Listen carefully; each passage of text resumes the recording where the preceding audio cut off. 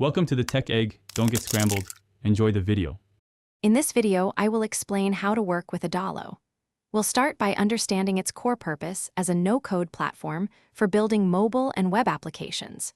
You'll learn how to navigate the intuitive interface, where you can easily drag and drop components to design your app's look and feel.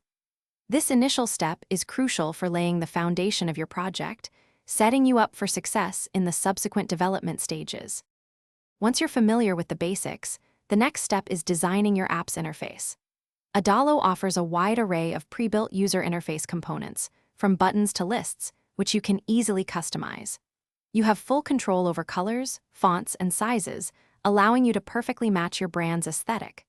Arranging these elements thoughtfully on each screen ensures an intuitive and engaging experience for your users, making your app both functional and visually appealing. After designing the visual aspects, it's time to bring your app to life with logic and data. You'll learn to create a robust database within Adalo, essential for storing and managing all your app's information.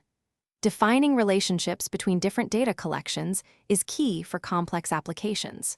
Furthermore, adding actions to components allows for interactive functionality, such as navigating between screens or updating data. You can also implement conditional visibility to show or hide elements dynamically.